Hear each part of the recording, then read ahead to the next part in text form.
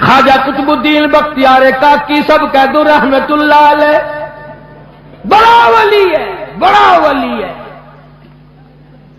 آخری وقت آیا، وصیت نامہ لکھ دیا، انتقال ہو گیا، لوگ آ گئے۔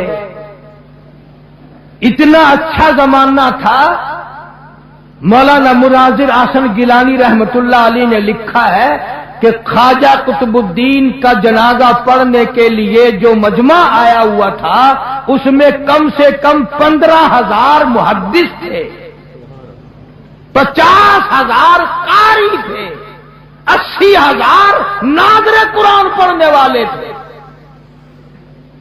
ریل، موٹر، کار، ہوائی جہاز کچھ نہیں تھا، اتنی دنیا جنازہ پڑھنے آئی تھی۔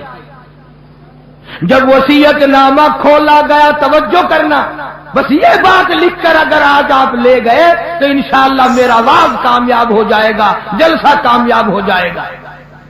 وصیت نامہ کھولا، اس میں لکھا ہوا تھا میری نماز جنازہ وہ آدمی پڑھائے، میری نماز جنازہ وہ آدمی پڑھائے جس میں 3 شرطیں پائی جائیں۔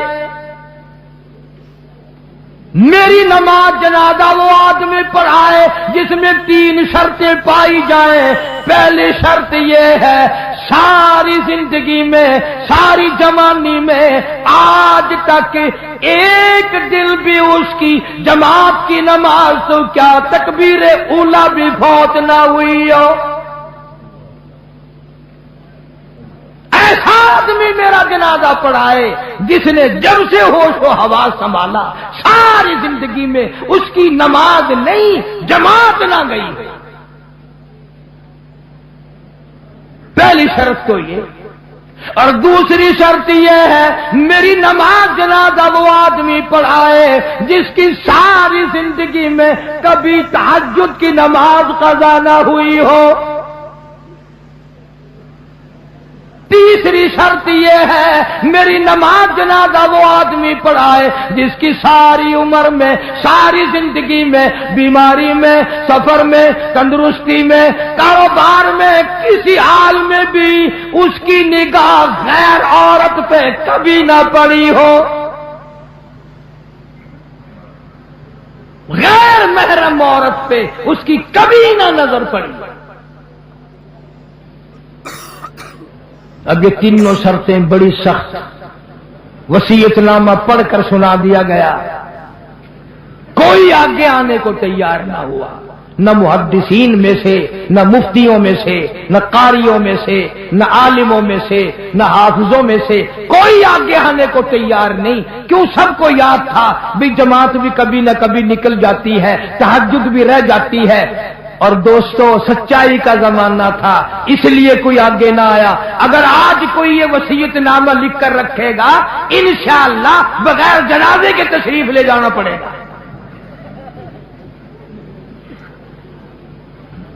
اگر آج کر ایسا وصیت نامہ بھی لکھو گے، ایسا ملا آگے آئے گا جس نے کبھی فرض بھی نہیں پڑے، وہ کہے گا چلو چھوڑو یار، اور نہیں اخبار میں فوٹو تو آئے گا۔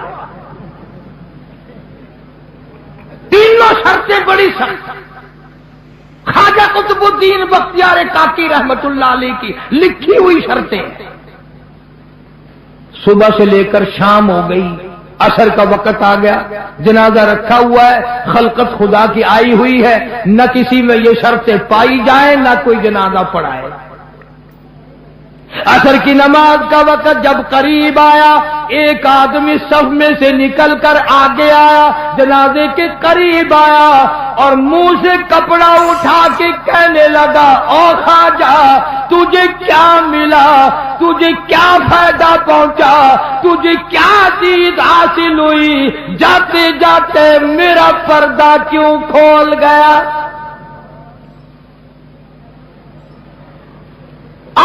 آج تک میرے رب کے سوا تیرے سوا کوئی نہیں جانتا میں کیسا ہوں. آج تو نے میرا راز کھول دیا. میں سمجھتا ہوں کس کو لکھ کے گئے ہو, کس سے جنازہ پڑھوانا چاہتے ہو. مجھے پتا چل گیا تھا پر میں اپنے آپ کو چھپانا چاہتا تھا. او خواجہ مجھے دنیا میں کیوں ذلیل کر دیا؟ اب دو باتیں ہیں, اگر میں اپنا راز بچاؤں تیرا جنازہ پڑھانے والا کوئی نہیں, اور اگر تیرا جنازہ پڑھاؤں میرا راز نہیں بچتا.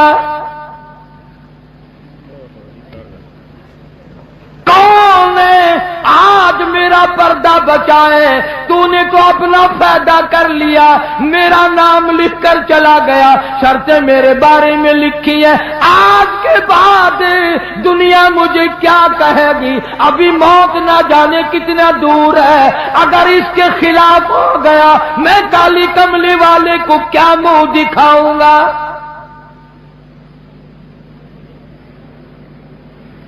صفے بنوائی, جنازہ پڑھا دیا. اور پشاور کے لوگوں, تم میں لکھے پڑے لوگ بھی ہوں گے, میں تاریخ کی طرف سے ذمہ داری سے کہتا ہوں کسی نے اعتراض نہیں کیا کہ تیرے اندر یہ شرطیں نہیں پائی جاتی. اب جس نے جنازہ پڑھایا تم یہ سوچ رہے ہوگے کہ پتہ نہیں کس خانقاہ کا ولی ہوگا, کون مفتی ہوگا, کتنا بڑا پیر ہوگا, کتنا بڑا بزرگ ہوگا, خدا جانے پہاڑوں میں رہتا ہوگا. نہیں, اسی وقت میں جب یہ خواجہ کا انتقال ہوا ہے, فوت ہوئے ہیں, اسی وقت کا حکمراں دلی کے تخت پہ بادشاہ کرنے والا خواجہ شمس الدین التمش تھا. کبھی بادشاہ ایسے ہوا کرتے تھے کہ ان کی جماعت کی نماز نہ جاتی تھی, کبھی تہجد کا ادا نہیں ہوتی تھی, کبھی غیر عورت پہ اس کی نگاہ نہیں پڑتی تھی. آج غریبوں, مزدوروں اور ملازموں تم سارا دن بدنیتی سے 100 عورتوں کو تاڑتے ہو, اور مرتے وقت تمہیں کیا ملے گا؟